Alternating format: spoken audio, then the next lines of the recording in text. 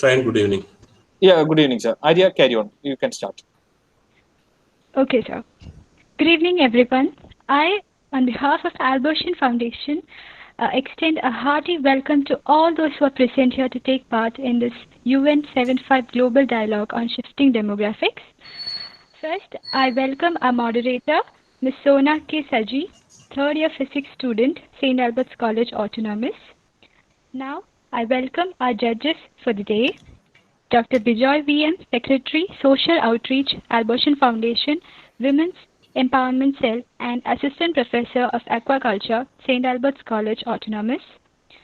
Next, Professor Francis MC, Dean of Academics and Assistant Professor of Economics, St. Albert's College Autonomous. Next, I welcome Professor Shine Anthony, Dean, Training and Development and Social Outreach, Albertian Foundation, and Assistant Professor of Computer Science, St. Albert's College, Autonomous. Now, I welcome the participants. Nila, student of BCom, St. Albert's College, Autonomous. Meghna Roy, research scholar, Varanasi University. Titkanga Chatterjee, student of BBA, St. Joseph College of Commerce, Bangalore. Dion Dexter Devane, student of BBA, St. Joseph College of Commerce, Bangalore. I welcome you all to the program. Once again, I welcome you all to this event and I wish the participants all the very best. Now I hand over to the moderator. Sona, please. Okay. Yeah. Hello. Good evening, everyone. So I'm Sawanaki Sunil, a student of St. Albert's College. I'm pursuing physics from St. Albert's College Autonomous. I'll be the moderator of today's UN 75 Shifting the Demographics Global Dialogue. So UN, on celebrating its 75 years, have taken this initiative to start these conversations on different important topics, which are gaining very much importance these days. So these conversations are something which matters and which is going on in colleges and different platforms. And I think personally also believe that these conversations have the power to bring changes. So I think this is six out of seventh global dialogue organized by Albertian Foundation that's going to happen now. And we have conducted uh, several dialogues before, which some of them were on climate change and closing the gender gap and etc. So we know that nowadays world population is going up, and how grave is immigrant and migration issues which are taking place all over the world now. So conversation should be initiated, and I think today we have some very good contestants who will give us more insights on the topic. I wish all the contestants very good luck, and now I think we may get started with the session. First of all, we'll have an introductory session where contestants one by one can introduce themselves. Maybe introduction as say your name, the institution which you are representing, like your school or college or whatever you're doing right now. Then maybe your ambition and hobbies can be specified. And also, if you have any association with social service or with UN or something like associations, you can also specify that. So, in short words, every contestant should introduce themselves at once. I think we can start. Neela, can you just introduce yourself? Hello, am I Yeah, audible? yeah, you are audible and you may start. Good evening, everyone. I'm Nila. I'm a student of St. Albert's College. I'm pursuing my third year graduation in BCom. It is a moment of pride for me to be a part of this program. And talking about my hobbies, I love listening to music, I read books, and that's all about me. Thank you so much for Okay, giving me an thank you. opportunity to introduce myself. Thank you. Thank you, Nila. Next, Mega, can you please introduce yourself?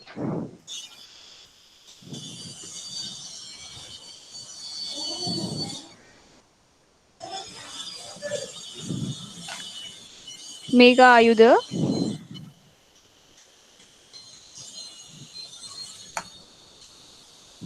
Meghna has not yet Okay, joined. okay. Okay, Let's so move on to next, the next contestant. maybe we may proceed with Tritanka. Um, Very good evening. My name is Titkanga Chatterjee. I'm from St. Joseph's College of Commerce, Bangalore. I am currently in my third year of BBA and I'm doing my intern as a broker. And with respect to social service, I have been actively involved in educating students in terms of theater and modern arts. Thank you. Thank you. Thank you. Next, Dion.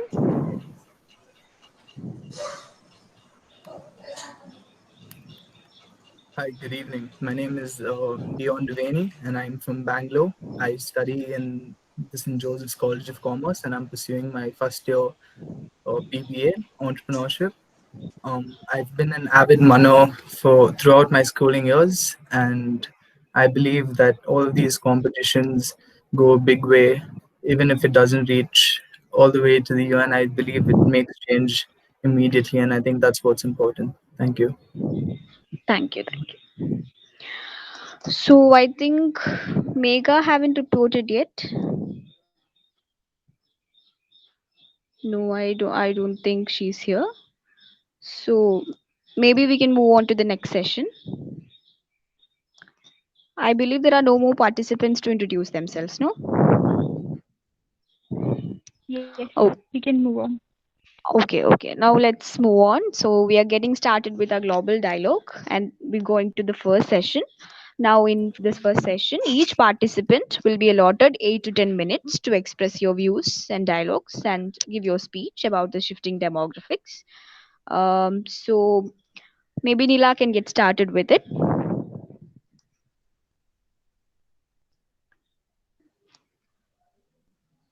Hello? Hello. Yeah, you're audible. Maybe you can start. Okay. Respected members of the jury and my fellow participants, today I'm very much proud to be a part of the UN 75 Shifting Demographic, a global dialogue.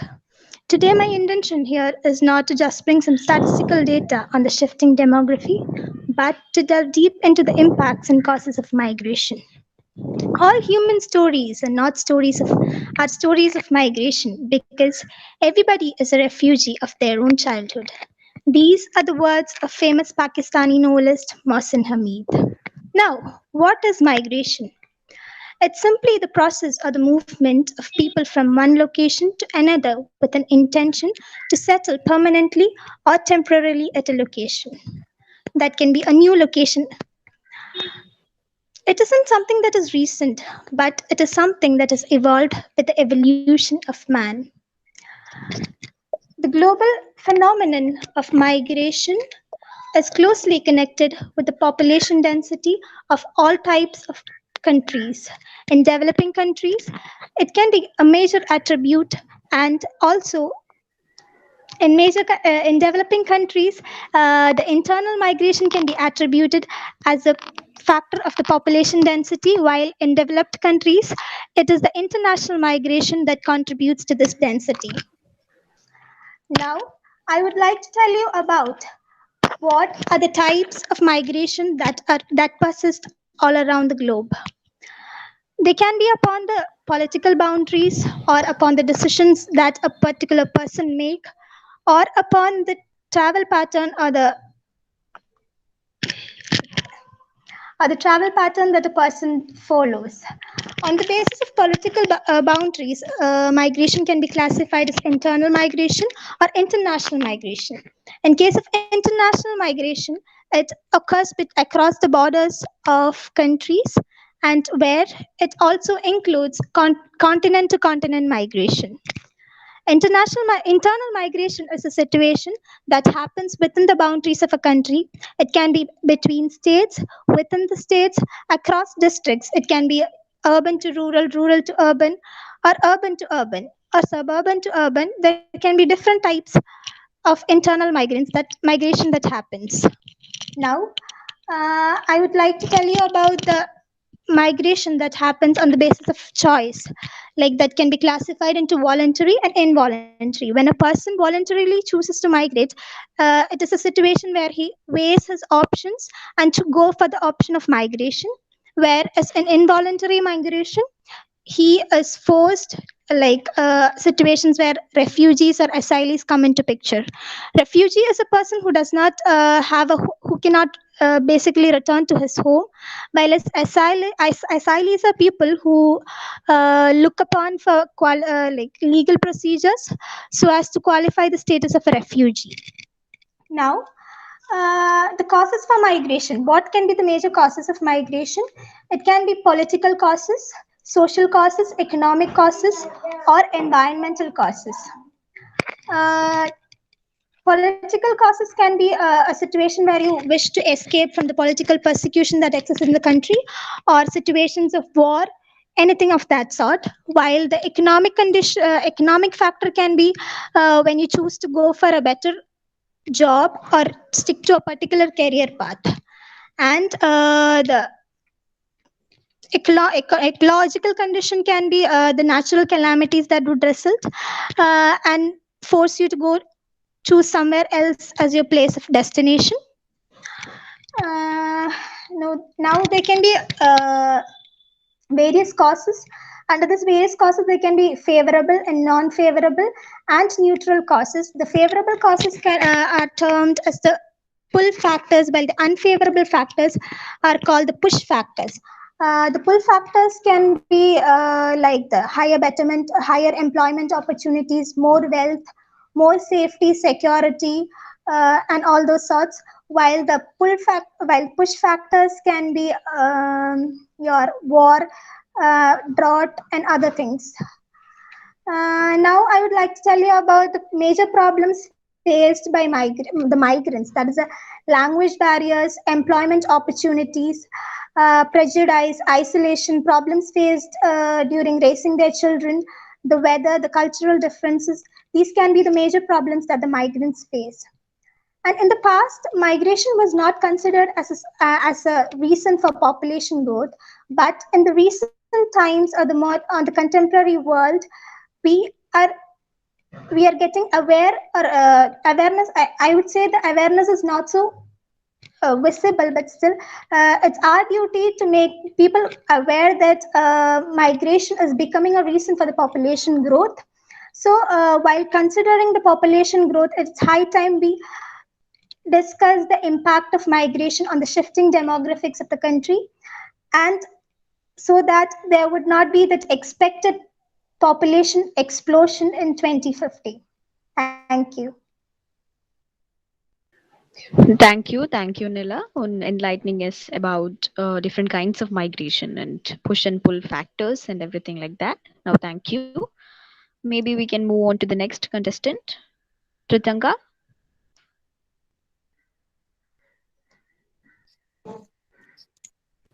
Very good evening, respected members of the jury and worthy participants. It fills me today with an honor unspeakable to address a topic that by far should be treated beyond a matter of debate, policy, or an essay. The global pandemic has rocked the very foundation of mankind, and today even makes us question that on what terms did we boast upon being the superior race in the world?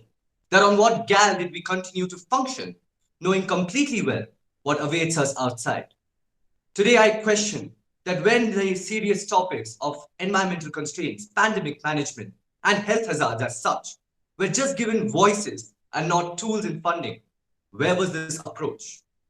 I believe when Mother Nature replies, she does so with a style what we call collateral damage. As the pandemic today not only shook us in terms of our foundation, but also shredded the burden of previously man made created latent pandemics as such. One of them being overpopulation and its terrible impact on global migration and shifting demographics.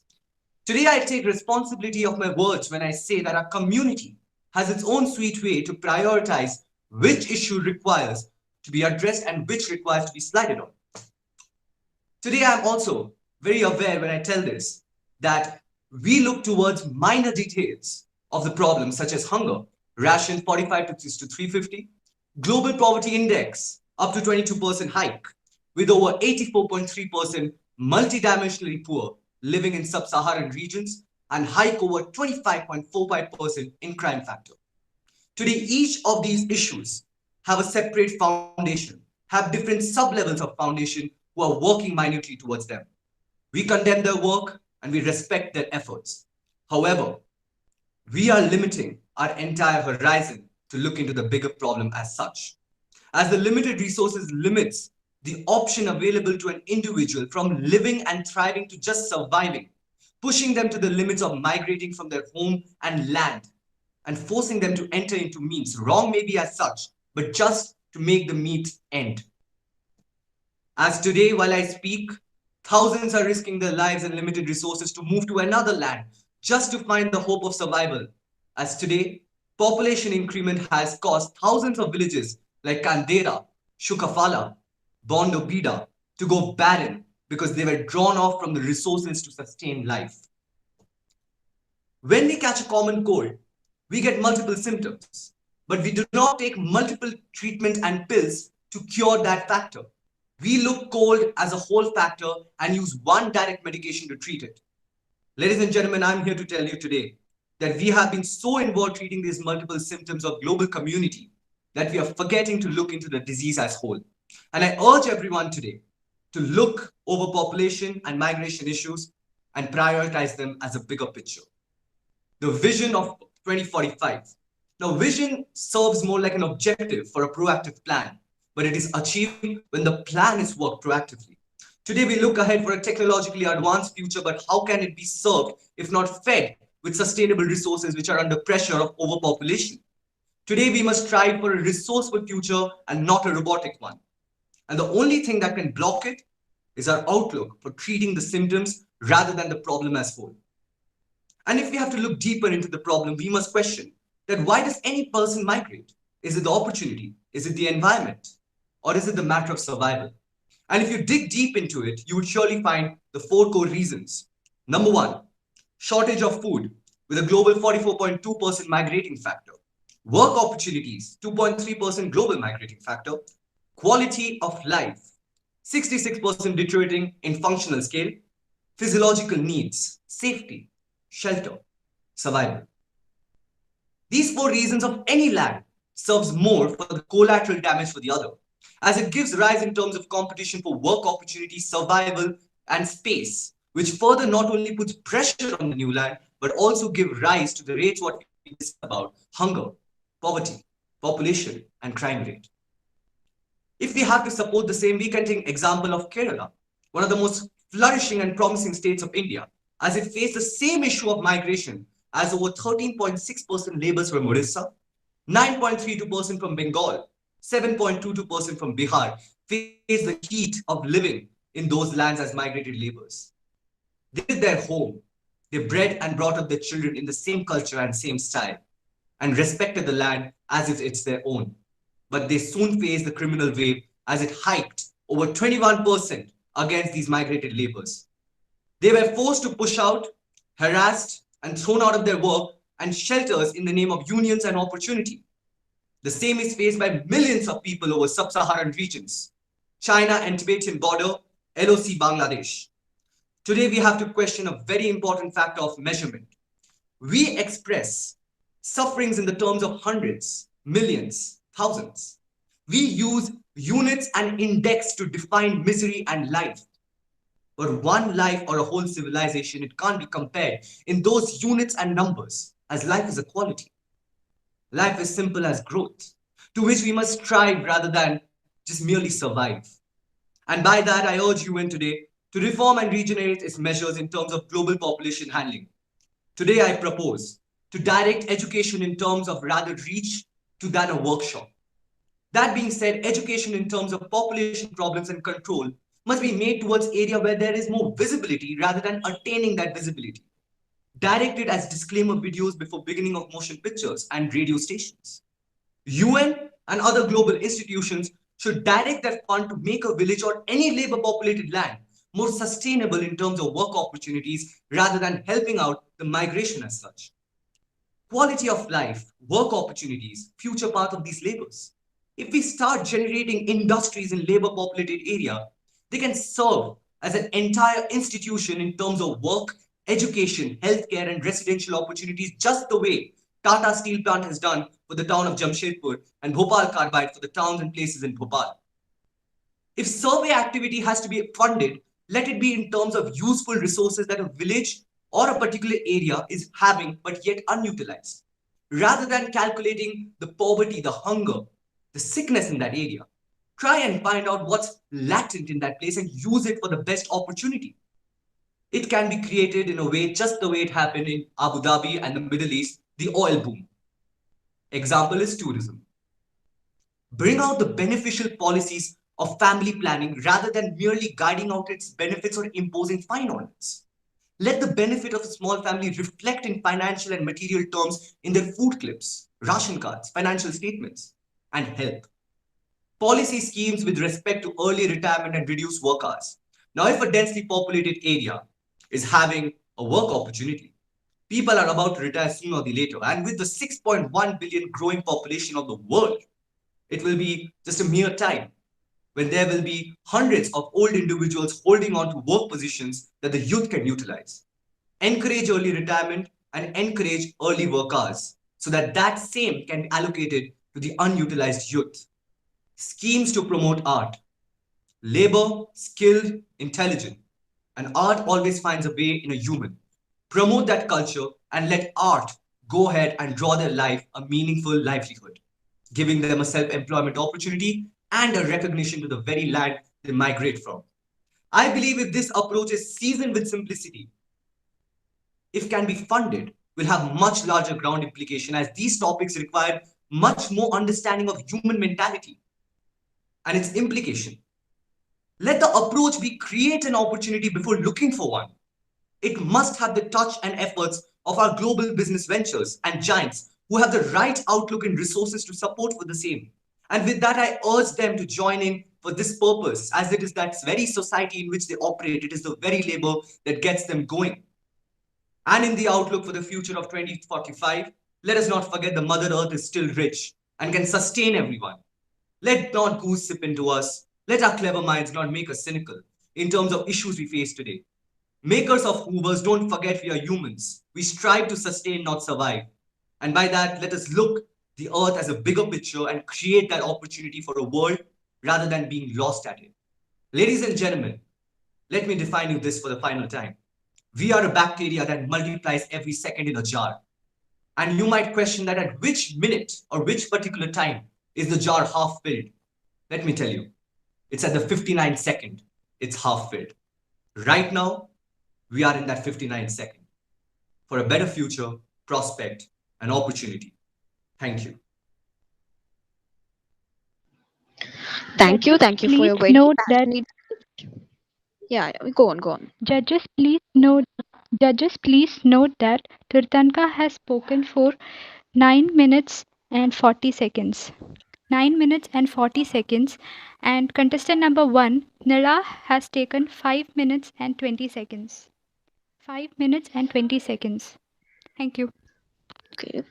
So, Dritanga, that was a very passionate speech, and I reiterate your point that we must treat the problem and not symptoms. So, let's move on to the next contestant, that is Dion.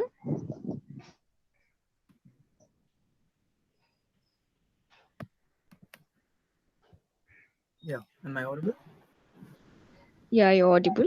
Okay. Good evening. I will be addressing the topic global population and migration as a whole. In the fall of the year 1611, a man named Anthony van Leeuwenhoek started with an estimate that around a million people live in Holland.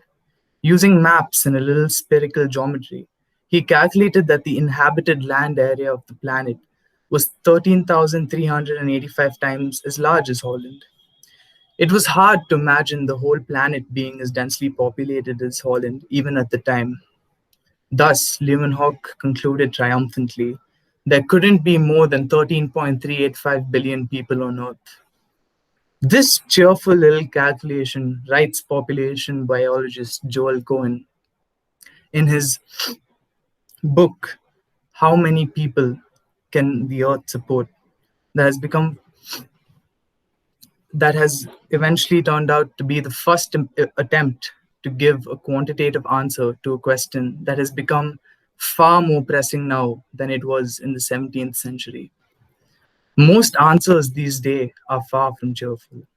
It's shocking to see that in today's world, a majority of the people aren't disturbed by population growth For it seems to be a topic that has been tucked away and not talked about collectively as a species, and it's of utmost importance for this problem to be untucked and recognized. And to bring light to the urgency of this matter, let me shine light on this fact. It took 200,000 years for our human population to reach 1 billion, and only 200 years after to reach 7 billion. And the explosion, though it is slowing, is far from over. Not only are people living longer, but 1.8 billion women across the world are now in their childbearing years. And the global population will keep growing for another few decades at least. Even though each woman is having fewer children than she would have a generation ago, by 2050, the number could reach 10.5 billion, with the population still growing about 80 million each year. It's hard not to be alarmed.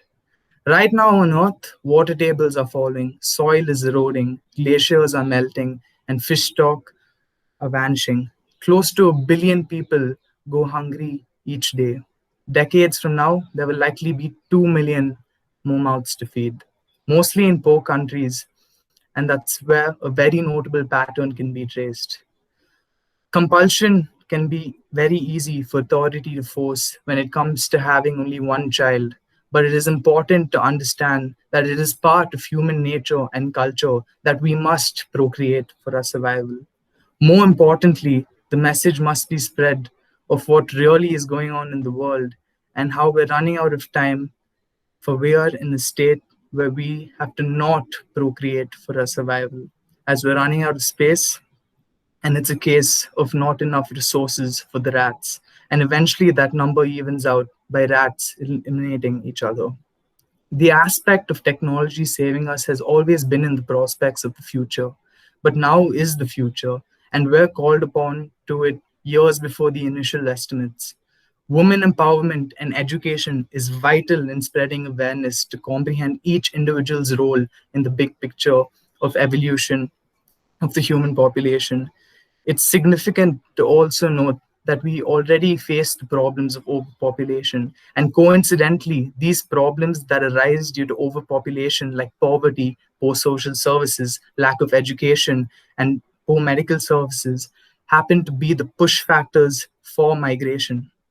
Migration can have many adverse effects for any individual to process, and it's important to highlight some of these issues like language problems, finding employment, or even housing. Migration does have its pull factors that make it attractive, but that is usually in regard to the destination country with factors such as economic opportunity and political freedom. The internationally accepted Geneva Convention produced a law that stated no person shall be sent back to a country where they face inhuman treatment, torture, or the death penalty. And this is important as of today, as there is a well developed negative stigma about migrants and even seen as a threat. For example, the idea that migrants are seen as expensive and a burden to the host country. And another fear is that migrants take away the national identity of the country. As a result of these migration policies in Western industrial countries have become increasingly restrictive. For example, the USA tightening its border with Mexico and the EU tightening its borders on the whole. And that specific tightening by the EU saw 15,000 fatalities in migrants trying to reach the EU. It is tragic that migration is often perceived as a threat with the positive effects, and it sidelines, for example, the economic development and the enhancement of culture. Europe has been dependent solely on migration for a large part of their cultural diversity. And in fact, demographers predict that in the next few decades, Europe will be heavily dependent on migration for its economic development. So is the fear and prejudice with migration simply a question of ethics? If it is, I believe the UN is well within its power to sanction those countries breaching these ethical considerations. And even if not, the facts go to show how it's politically and economically questionable. So what has been the problem if we've been facing the same scenario for all of these years? And I can point it towards our education system. The problems of migration and overpopulation were foreign to me until I was called upon to address the demographic behavior of the world. And I believe that with the change in the approach to our education and what we choose to educate the youth forthcoming about, and how we choose to address all the fears of the world, is the key in a sustainable future. Thank you.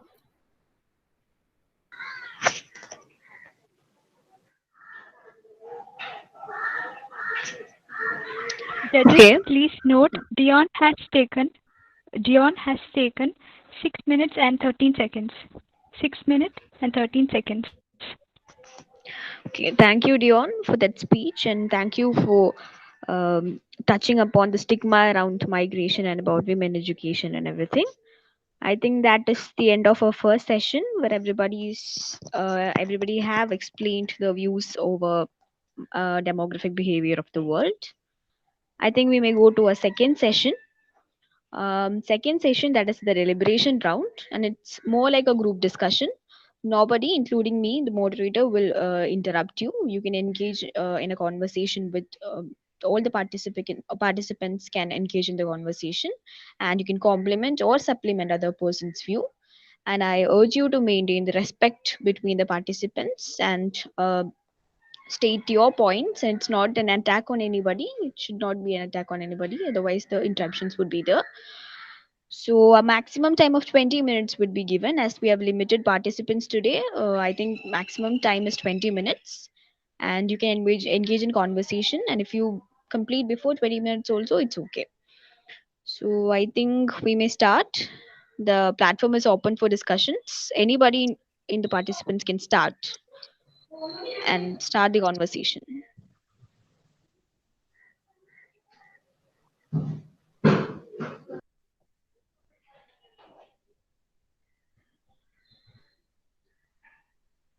So, what are the participants? Okay, Dion, you may start. Okay, I would like to begin by asking my fellow contestants what are their views on some of the changes the education system must make, and some of how they must change their approach, because it's very notable that the way our education system has seemed to operate over a series of years have left lots of educated people as well ignorant about these global problems and scenarios. So yeah. Well, thank you for that wonderful point, my our competitor Dion. And it is actually a very important point because education as a factor, I believe, is imperative. It can't be taken off when you have to solve these problems as such. But one thing that we have to really question are the factors of education. And I'm talking about villages, barren areas where there is least amount of technology, where there are efforts made in terms of workshops and volunteers. Now, problem in those villages that happen is there is simply not enough time for the youngsters or the grown-up people to attend classes as such, because time is a very important factor there. They are trying to make the even 1 minute as such for their living, for filling the stomachs. So I believe if we have to target these kind of villages, these very socially important and very volatile villages, I believe more of a video education, which takes the very least amount of time, which can explain it to them in their own sweet language and in a very creative way, which has a much better impact as such, can be inculcated if we have to talk about these very volatile villages. Because otherwise, even if there is an instructor there going around pleading people that please come, get educated, I would like to, there is simply not time. And even if there is time, they don't consider it as a necessity. But if there is a video as such, what happens is they find it as a source of entertainment, maybe. They have this attitude that it is a source of relaxation. And they have a much better, greater impact when you talk about it. So if those properly structured videos as such can be shown, it will save a very imperative amount of time and can actually have that impact as such. So that's one of the approach I feel should be used. Yes, I too agree with you, Mr. Fellow Participant Trikant. That is a very good suggestion from your part, and I prefer the video to be. My suggestion is that if it's more in the colloquial language, that would be more useful for them. Yes. Absolutely, so that absolutely, they can imbibe in their own mother tongue. It would be very useful for them. It can absolutely. have good impacts on the coming generations too. And Mhm. also, our education system is something that is based on paperwork. I would also prefer that I would also like to tell that the students of I should graduates and people of higher education level should come into the society and act with the society so as to bring changes in the society. Yeah, Thank you. exactly. That's a really wonderful point. And I would also like to ask the opinions of you all as well. Considering the fact that if I take the Middle East as an example, Middle East was one of the most barren lands. Pearl exhibitions were their only source of income, which was in a very least amount. But when the oil boom happened, and which was not very long back, it was around the 80s or 90s, when the oil boom happened, the economic conditions of Middle East changed overnight. And that could happen because a discovery was made, a study was done. So I believe there is also a possibility that Mother Earth as such, there are many villages as such, they can similarly have these latent resources which are, I think, not being studied properly, which are not being utilized properly. So when we do volunteer programs in these villages in terms of healthcare, in terms of education, in terms of rabies check or whatever, I believe we can also start inculcating a resource study so that if by chance a particular latent resource is found, an industry can be set up over there for the people of the villages. They can sustain themselves and it can overall help them with their economy. So I would like to know your opinion, your views on that. I I personally think we've, as an international community, almost have kind of exasperated resources or use them to a certain. But coming back to the point we were talking about earlier with regard to videos in these remote villages, I think as an initial setup, this would be a complicated process, as villagers who are so confined to the basic tools that they use every day. It may be complicated for maybe all of them to get a similar understanding of these problems. But I think um, I don't get your name, sorry. Um, Arati, is that right? I think Arati mentioned um, learners talking in their native language, and I think that could be very vital in the sense of providing a better understanding and a complete meaning to all these visuals. I think I disagree with the initial setup being a video because it may be haphazard or seen as a strenuous procedure for these remote areas to get their education, as if it weren't, as if already enough they see education as something that's um, a pinnacle to attain, and obviously they may not see that as something easy already. Yeah, that's a very, very different outlook indeed. And it is a factor that must be considered. But I also believe with the present efforts that are being made in terms of this education area, it becomes very difficult to give them the importance of time that they have to dedicate to come to a school. It becomes difficult. They don't prioritize it. Even if they do, it is for a very brief period of time. The reason why video was proposed, because not only as my fellow participant mentioned, it will promote the regional language, the cultural folk as such. It will actually help save a lot of time because in terms that there is one person from our end, from the city end, moderating this entire process. Villagers, number two, would take it as a source of attraction rather than a mere, what do you say, unnecessity for the livelihood. They will take it as a source of attraction, and in that process, they would actually sit and listen to it completely.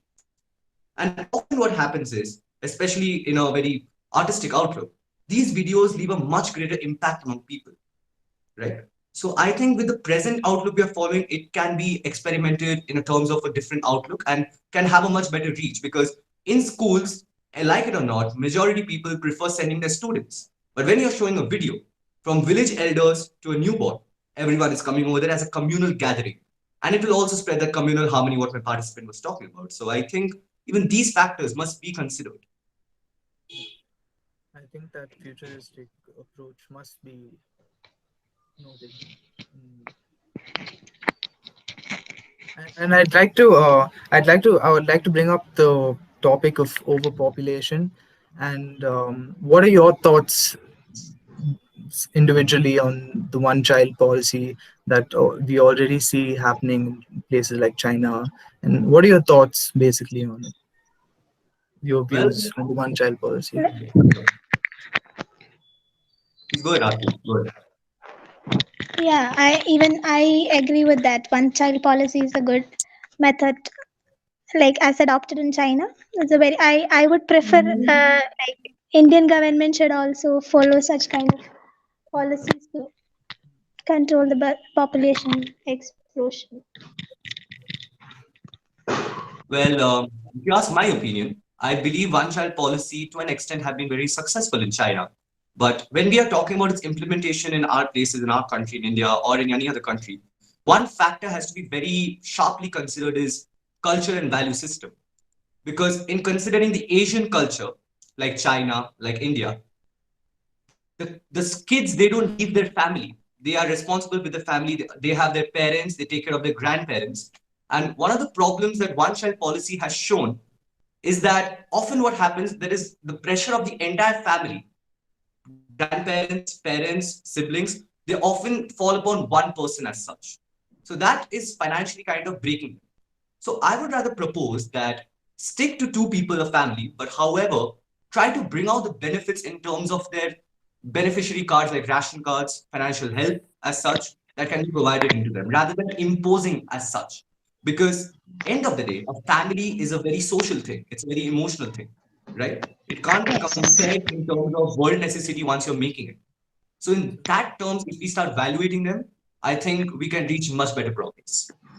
I have to completely agree with you there because, as seen in China, this policy is pretty forced, and it's the freedom delegated to the citizens aren't isn't because I if I'm not wrong they take pretty extreme measures to make sure they keep that one child policy, and I think that's the wrong approach to take.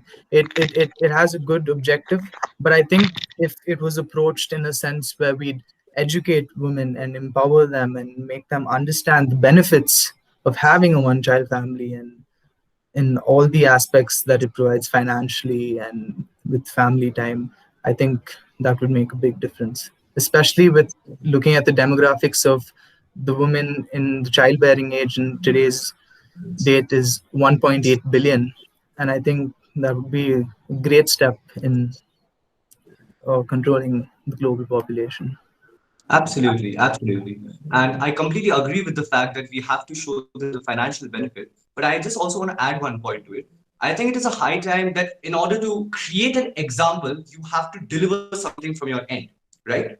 So I just wanted to think, I really think that if governments start implementing certain benefits, right? For example, in ration card, if a family is sticking to two-child policy, give certain benefits in terms of ration card, maybe a little extra ration, right? Maybe a much better financial or a future study policy for the child.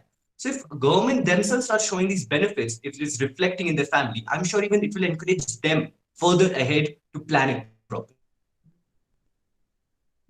I think I think with the two child policy, maybe it may get a little hazard because maybe there are some individuals who are extra like a little overly motivated by sticking to just having one child, and maybe with the two child policy they might just have another one just to gain the benefits that the government offers. But I think just that's going too into depth into the topic. I think there's a well established policy to be made in the first place before we can get into the details of that.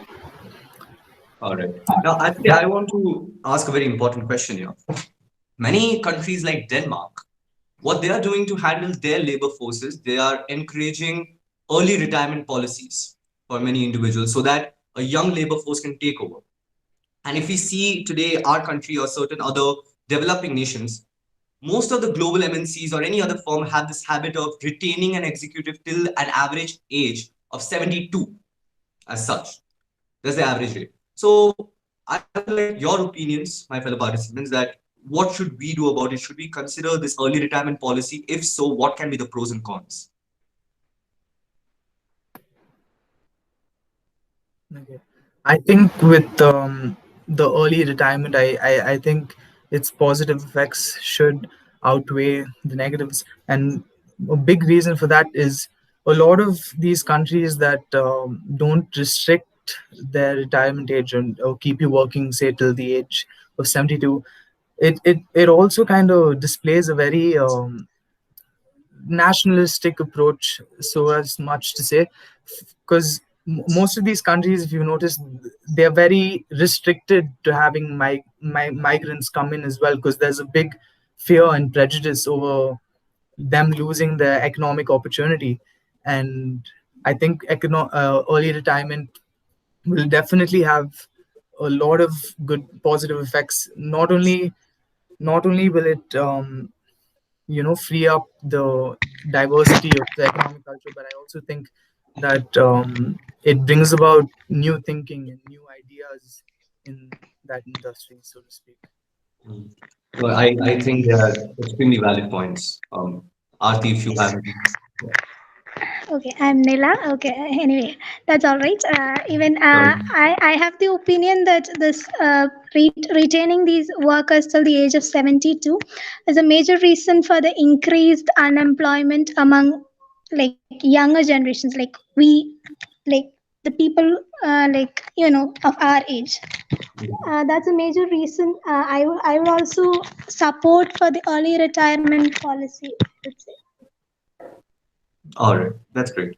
Now, actually, one of the very important points that were added was this entire outlook many countries, many MNCs have towards migrating labors because they often fear that their nationality, their identity, their opportunity will be stolen, which is actually one of the very imperative factors that to be looked upon. Now, under my understanding is many MNCs, they have the habit of putting out institutions in certain remote areas for the sake of CSR. They do it as a way of showing the generosity, something like that. So, but the reason what I'm telling is that when Tata Steel, they they were established in Jamshedpur, which is also a very populated labor surplus area. It changed because these MNCs, they had the funds to generate hospital services, residential services, schooling complexes, and much more. They could literally sustain the town with the help of the things they generated and sustain the labors in that place. So do you think it can be well applied that if certain group of MNCs, world power businesses, can start imperatively imposing certain amount of their institutions in these remote labor surplus places so that they can have the same sustainability cycle. And in that way, what will happen? The migration, the surplus labor will be utilized at the place where they are rather than them migrating away. I would like to know your opinions on it. I think that's a very valid point. I think we're going to see it within our own country itself. With you've obviously, you should know about the almost the international sort of boycotting of Chinese products, and what that's going to see is, with especially with the sources of our labor, it's going to see a lot of MNCs shift their factory operations to India. And you've obviously seen Mr. Narendra Modi make statements of proposing 30,000 acres of land across different villages for that for the development of these industries. And I think that definitely should be a very big telltale for how that'll pan out. So I think in the next few recent years, we'll definitely see how that plays out amongst the poorer parts of India as well. Absolutely. That's a very well a political point indeed. Ati, do you have anything to say? Is it, I'm gonna ask a question. We can't hear you. Ati, did you have anything to say? I Oh, don't think so. We can hear you. can you hear me now? Yeah, we can. Ati, did you have something to say? I think I saw you talk. No, no, no. Oh, okay. Hello? I No, I can hear Hello? you. I can hear you. I can hear you. Okay, I guess I have some connectivity issues. Hello, can you guys hear me? Yes, Ati, I can hear you. Yeah, we can. We can. Yeah, okay. No, I completely agree with you guys. I think we're almost out of time. But before we end, I wanted to ask, what are your opinions on, as we see in my speech, I mentioned there's a big prejudice over migrants coming into the country. What do you think some of the ways we can eliminate that prejudice, especially when you see it in a lot of these Western industrial countries that are well developed? How do you think as an organization these prejudices and fears can be eliminated?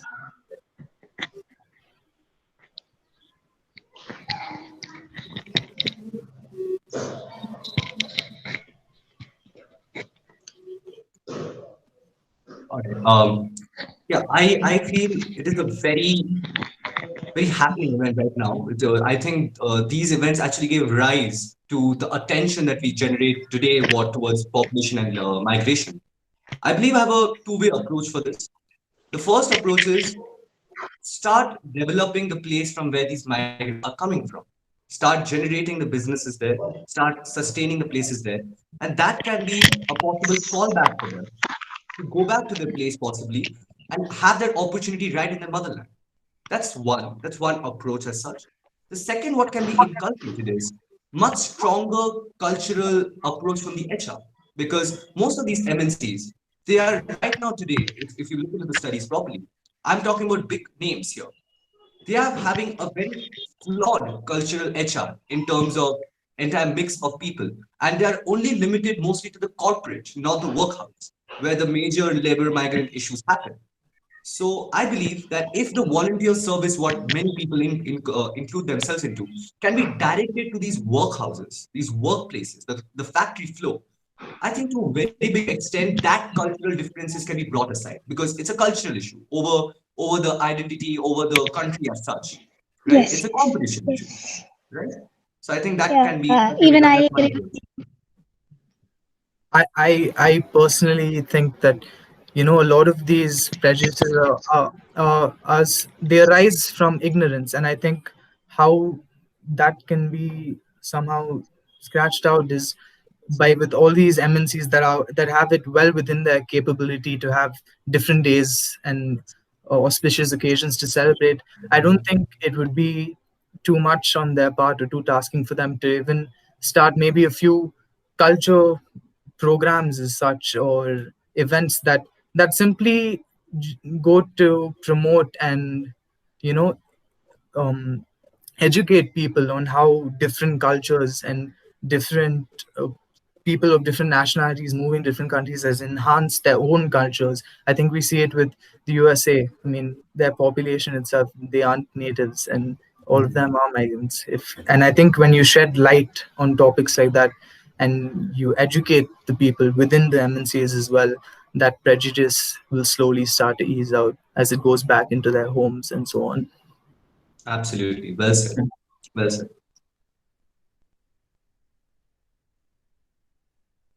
Have we expired our time of 20 minutes? Um, I think I don't know. I think we've been speaking for half an hour. Yeah. Yeah, we may proceed if you have ended the discussion. Yeah. Okay, now it's time for the third session, and indeed, this session was very informative and engaging one. Now we can go to the third session. That is a closing session. Each participants will be given 2 to 3 minutes, and this is a call for action round. So you can conclude your presentation by sharing a final message and calling for action, or 2 to 3 minutes will be allotted to each of you. So maybe Nila can start. Hello. Yeah, you're Can you hear audible. me? You're audible. Okay. Yeah, Okay. yeah. I would like to give some suggestions, like as a part of the call for the action, like to find solutions to prevent war, racism, communal rights, etc., so as to prevent the migrant issue. Then, to address the problem of overarching problem of rapid and unsustainable, rapid and unsustainable population growth through the formation of international forums and programs, and also forming international corporations so as to improve the living conditions of the poorer parts of the world, and to strengthen the fragile governments. And finally, to minimize climatic disruptions so that we can prevent the relocation of climatic refugees. That's all I got to say.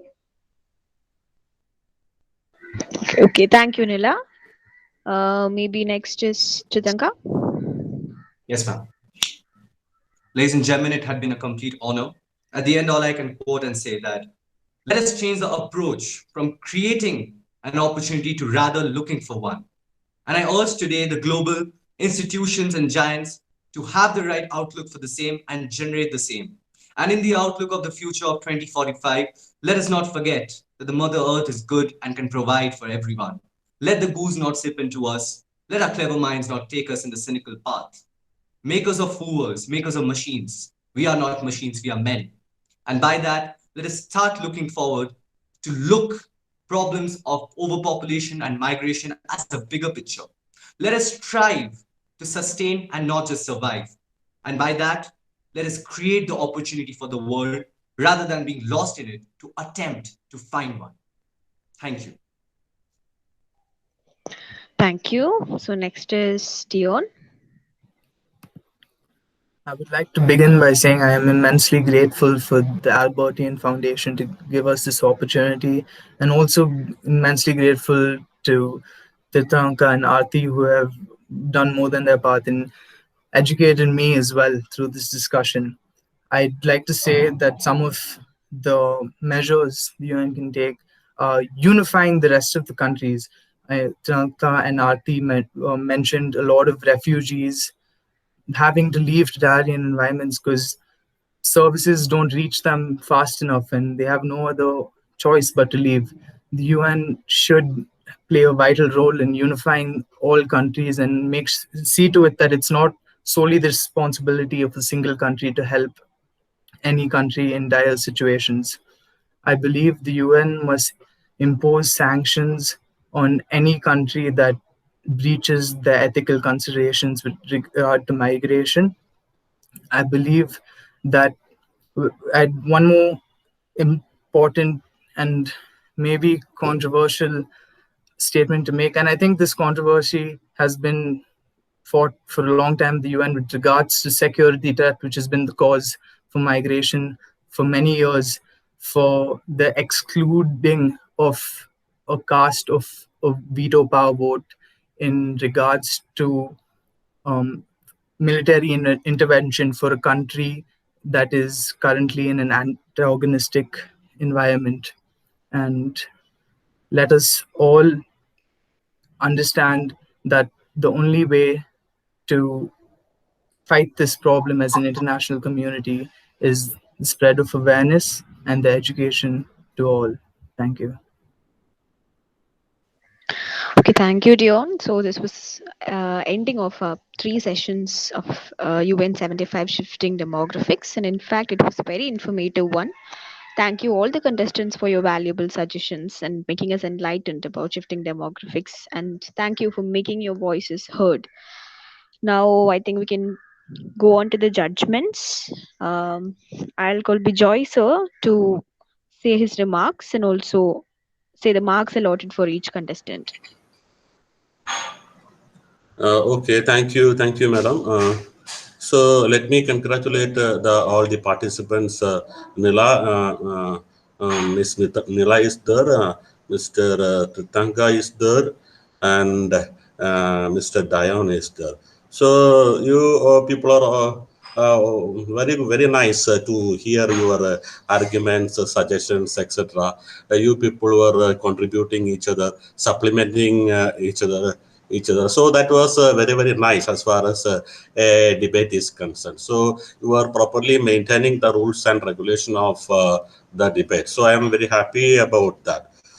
Coming to our particular topic, the demographic. So it is a very much seriously addressed topic. we have to approach in a serious method as far as this particular demographics is concerned, because you may be knowing that our world population is increasing day by day. So that is creating so many problems. Not only in India, but it is a global phenomenon. So actually, as far as my point of view, the people are mainly aiming for some minimum factors. For example, food is the main factor for the population. The second one is the shelter is one of the another one important factor. Then economic status of the pupil is another one important factor. And of course, the climatic changes are happening nowadays very seriously. That is also a serious problem of the migration aspect is concerned. So all these aspects have to be seriously considered, seriously addressed. Uh, and as far as our country, India, is concerned, you know that so many areas, so many different types of religions are there, different areas are there, different village are there, urban areas are there. So going deep into all these particular areas is very, very important. And you may be remembering that the Gandhiji's statement. So if you want to progress, if you want to develop, that development should come from the villages itself. Okay, so the village people should be educated. They should be properly guided. The government has to give more importance to the village people in order to raise their family background. They have to, the government has to give some their fellowship or some for example, they have to give some support to the entire family of the rural and village people. So we have to start education from the village itself. Then only our country as such will be improving from the disaster of the population increasing. So the people should understand what are the problems of overpopulation. That should come from their mind itself. That is very, very important. Rather than teaching each and everybody, the bad effects of overpopulation should be think by each and every individual people. Then only our country as such will be realizing the effect, and they will be progressing in a particular in a progressive direction. So, and as far as the Titkanga was telling regarding the early retirement policy of the government. So, I am 100% agree with Tirthanga's statement regarding the early retirement policies. So, what is the problem is that, as far as my opinion is concerned, when the early retirement is initiated, after retirement, that particular retiring pupil have to get some pension or something like that. Okay, so otherwise their family will suffer. So that is one aspect. The other aspect is that the younger generation should get the job. So I think Tirthang was meaning for telling that one. So the young generation is very important as far as the India's future is concerned. They have to get some job opportunities. Definitely, that is correct. But the early retiring people, that thing also should have been considered by the government. I think nowadays the contributory pension system is there, at least in Kerala. Kerala, I think it is implemented. So in that way, the government has to see some way to come out of this particular thing. So that statement is absolutely true, absolutely right from Tirthanga. So I am completely agreeing with that. So anyway, this particular program was very, very fruitful. Uh, uh, everywhere giving valid suggestions and their ideas with respect to the very, very serious problem not only India is facing, but also the whole world is facing nowadays. So, with that particular remarks, can I enter into the mark of our dear participants, madam? Yeah, you may go on. Okay, thank you. First of all, I am going to Nila.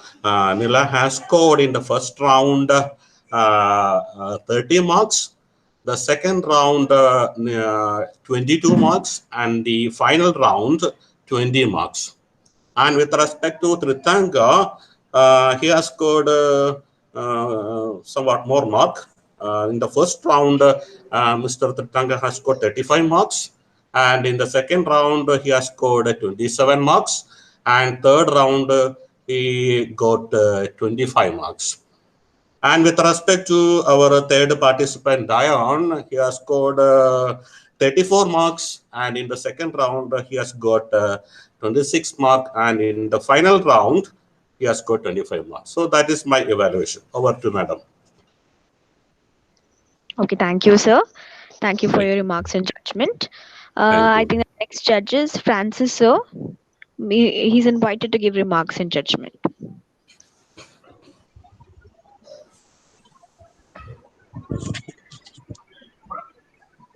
Warm good evening to all. Myself, Francis. Congratulations and all the best wishes to the participants. Congratulations to the Albertian Foundation. There is a book named We Are Displaced, written by Nobel Prize winner Malala Yousafzai.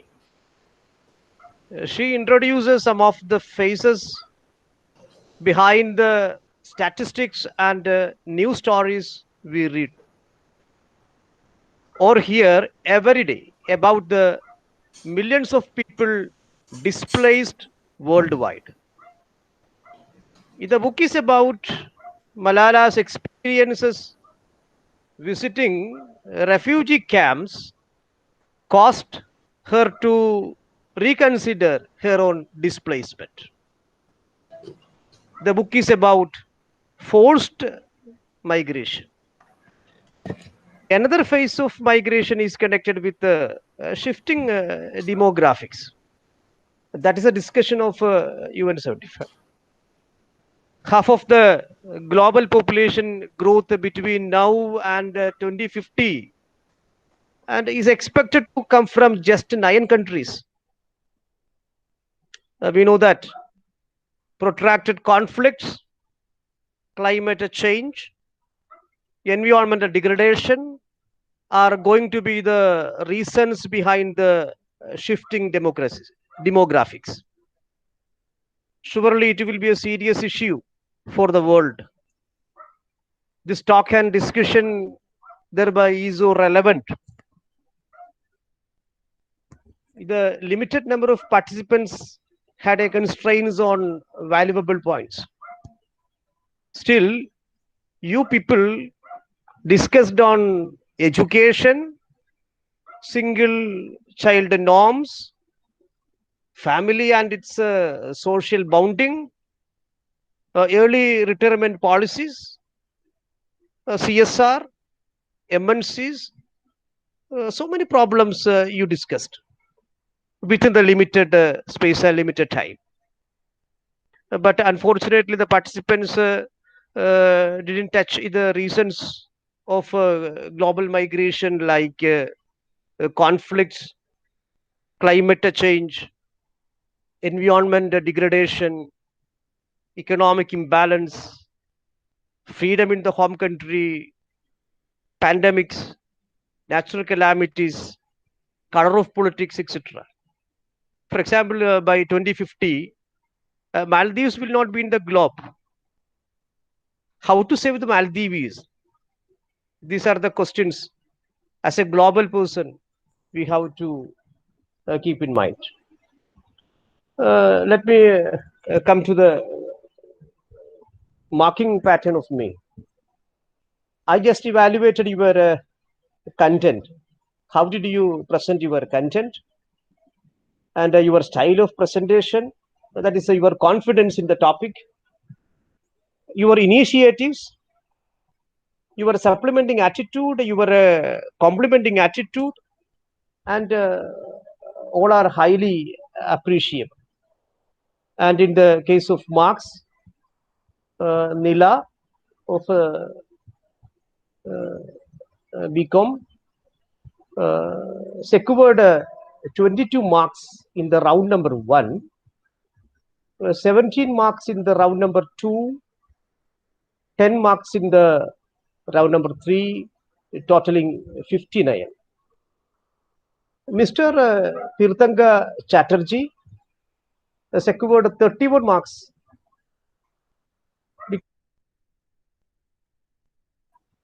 and 20 marks in the second round, 12 marks in the third round, totaling 63.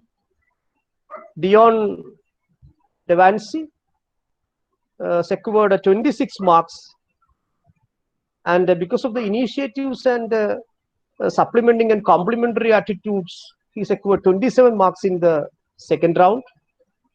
And because of the major contribution as a solution to the global displacement problem of education, he secured 15 marks in the third round, totaling 68. Thank you to all, because you really made the event so wonderful. You discussed a global topic. You are going to be global. The global attitude is going to actually save the world. Be in the global attitude. All the best wishes to all the participants. May God bless. Thank you, Albation Foundation and its president, its secretary, for the opportunity. Very warm greetings to the moderators of the program. Thank you once again. May God bless all. Thank you, sir. Thank you for your judgment and remarks, and also for giving us a glimpse on what we missed out in the session. So next, I invite Shine sir to give his judgment and remarks. Thank you, Sonu. Beloved jury members, my dear participants.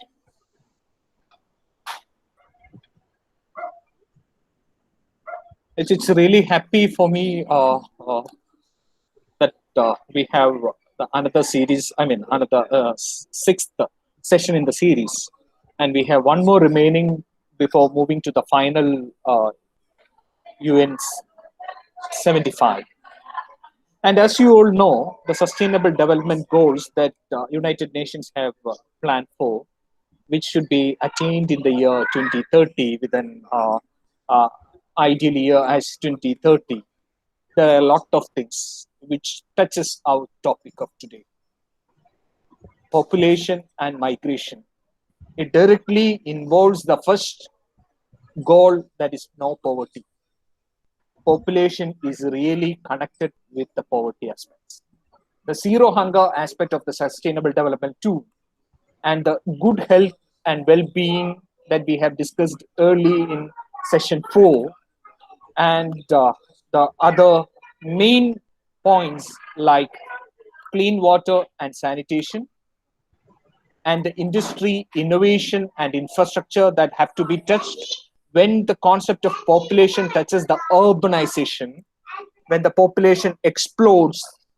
At present, we have a lot of urban cities. In 2009, before 2009, the almost half of the more than half of the population lived in rural areas or in generic non-urban areas. But now the picture is changing. And the question of affordable and clean energy is a question. Decent work and economic growth is also a question when the population and the migration happens. Economic growth. These, as you all know, these are the Sustainable Development Goals. Further, when we migrate, and there is a lot of problems with regard to the migrant community, that is the inequalities. The reduced inequality is one of the main goal of United Nations, SDG, which is goal 10. The sustainable cities and communities, which is the goal 11, is also a question. When the population and the migration plays a role. The major goal, the goal 12, which deals directly with the population as well as the migration, is the responsible consumption and the production. That's a question. The responsible consumption and production. Each citizen, forget about the country. We call it as international citizens. That is the global citizens. We all are global citizens. Obviously, I'm an Indian, and I'm really proud of that.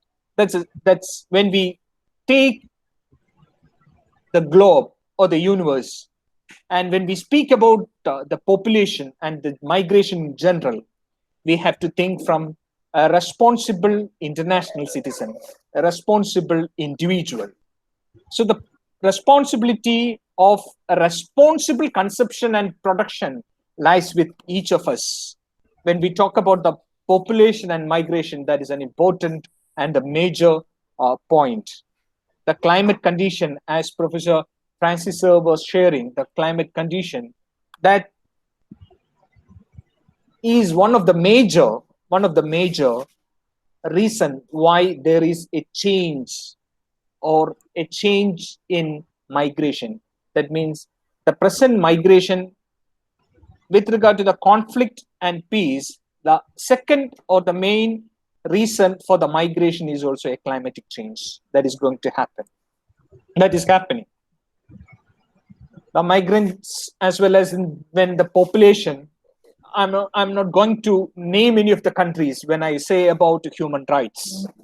The major population where people is being questioned with regard to the human rights, the rights they are enjoying. Even the democratic rights is not being given to the people.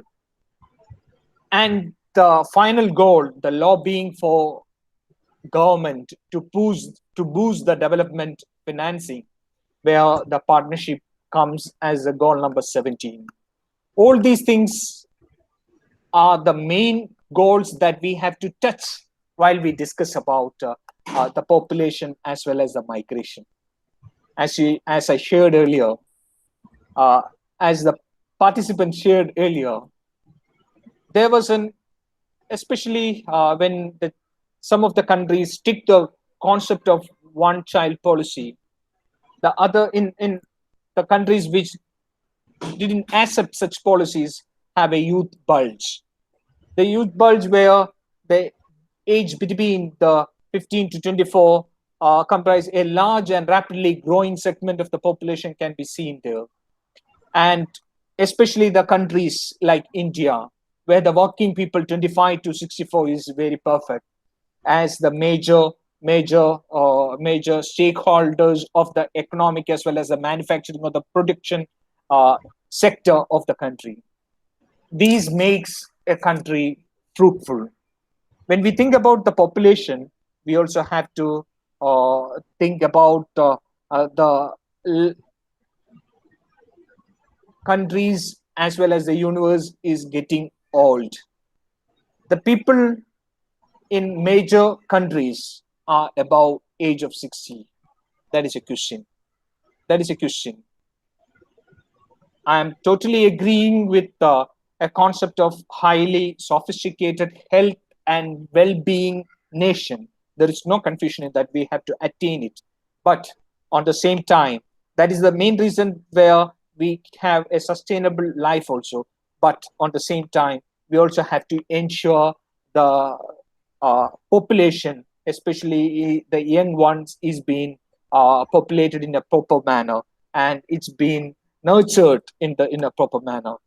As many of the participants were sharing, there is a move from a lot of especially from the Middle East countries. We can see some of the Middle East countries where the conflict is there, the terrorisms are there, where there is internal conflict is being a problem.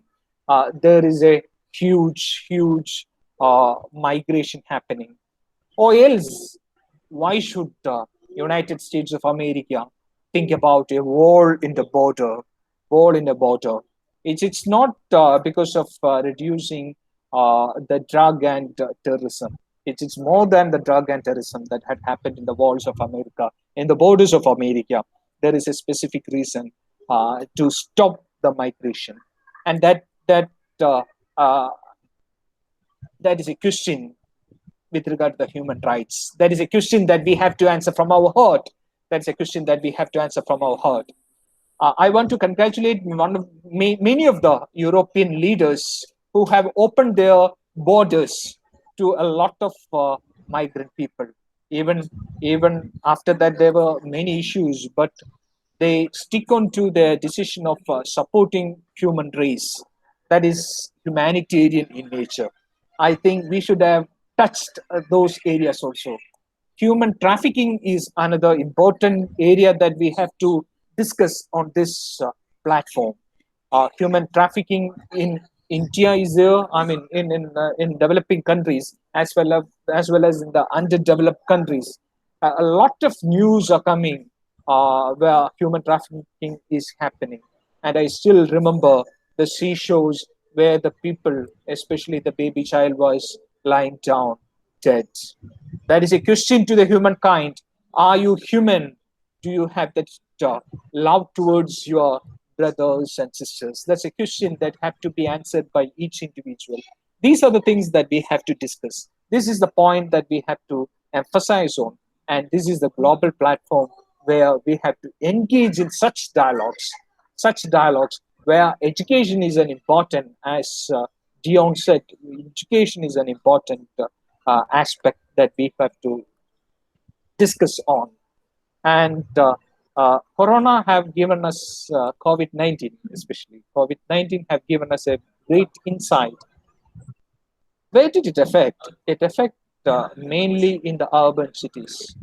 That is why we have to come to the roots of India, the culture of India, where it where we say that our community in the sense of society, in Indian concept is a society, in international concept is community. In the community have to be empowered enough to handle the entire needs of that society or the community itself.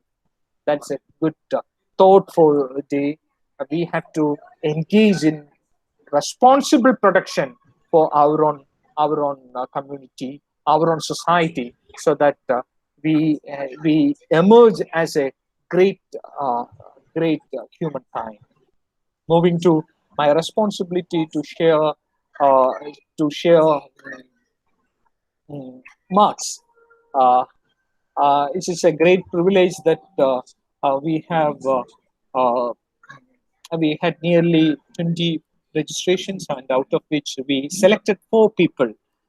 We have selected 4 people, which in the from the round one, and 3 people have reported on today. Miss Megha, she couldn't report, and Nila scored 25 in the first round. In the second round, she scored 20, and in the third round, she scored 20.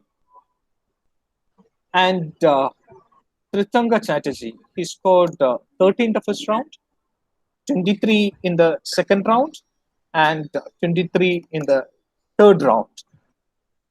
And Dion, he scored 34 in the first round, 30 in the first round, 25 in the second round, and 25 in the third round.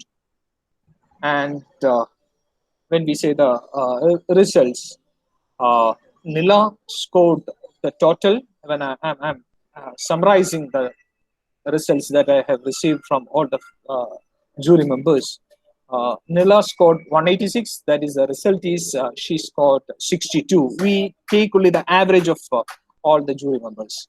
So Nila secured 62 points, and Titkanga Chatterjee, he scored 75 points, and Dion Devaney, he scored 78 points. And Dion, congratulations, you have been titled as an ambassador for my ambassador of migrants and global population. Once again, congratulations, Dion. And Nila and Titkanga Chatterjee, you both have done a wonderful uh, dialogue during the last 1.5 hours. I appreciate that you have joined and congratulate that you have joined for the global dialogue in this platform. And this is not about winning the program, winning the competition. It is nothing but it's about uh, engaging in dialogue so that we have a sustainable life, a sustainable environment, and achieve the sustainable development goals as portrayed by the United Nations. Once again, thank you very much. Over to you, moderator. Thank you, Shine Sir, for giving an insight on whatever you said about migrant and the shifting demographics. Now, I think we have a previous winner of last global dialogue, which was about closing the gender gap. The winner ambassador for women and children is here. Aditya Raja is here. I want him to speak a few words and convey his wishes to the current winner and today's global dialogue. Aditya, I hope you're there. Yeah, Am I audible? yeah, you're Yeah, audible. am I audible? Okay. Good evening to one and all present here. I would extend my word of thanks to all of you here.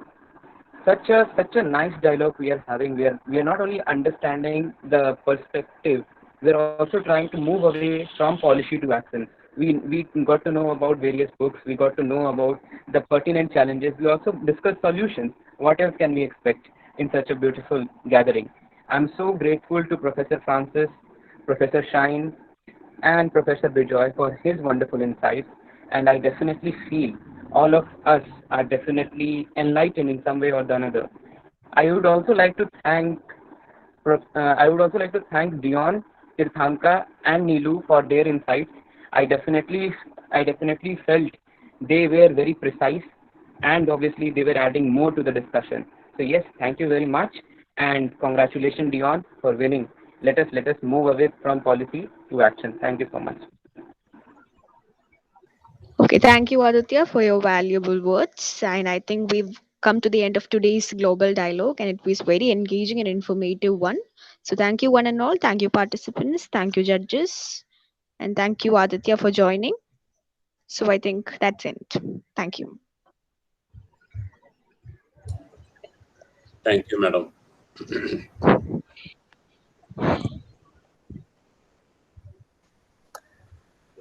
Thank you, Francis sir. Thank you, Dr. Bijoy sir, for your wonderful presence as well as your wonderful insights you have during your judgments. You have given a wonderful Yes, thank you, sharing. Shine sir.